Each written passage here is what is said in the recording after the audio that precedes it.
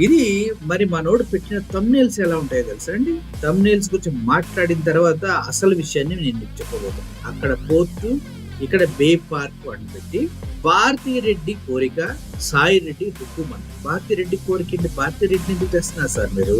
అంటే ఇప్పుడు ఎందుకు తెస్తున్నావు రా అని అడగాలి. కానీ మీ దగ్గర నేను పనిచేసినందుకు కొద్దిగా అది ఉంది నాకు. సో భారతీ రెడ్డి కోరిక, సాయి రెడ్డి హుకుమా ఏంటి తమ్నేలు?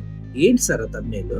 ఇప్పుడు బిఆర్ఎస్ నేత, టిఆర్ఎస్ నేత, బిఆర్ఎస్ నేత కేటీఆర్ గారు ఫోన్లు ట్యాప్ చేశారని చెప్తున్నారు. మీరు చూసారా? ఒక్క ఆధారమైన ఉందా? కేటీఆర్ గారు ఫోన్లు ట్యాప్ చేశారంటే మీ దగ్గర ఆధారాలు ఉన్నాయా?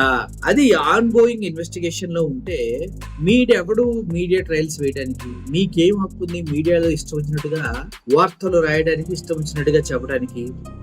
ఏమన్నా ఈ తమ్నేల్ చూడండి.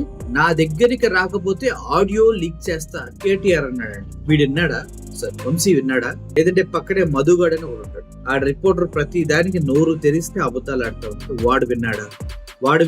ఎక్కడికి రావాలో మా వాళ్ళు చెప్తారంట. నా దగ్గరికి రాకపోతే ఆడియో లీక్ చేస్తా, ఎక్కడికి రావాలో మా వాళ్ళు చెప్తారంటూ కేటీఆర్ అన్నారంటూ ఇద్దరు మహిళా సెలబ్రిటీలు ఫోటోలు వేయటం జరిగింది. ఎవడిచ్చాడు నీకు హక్కు?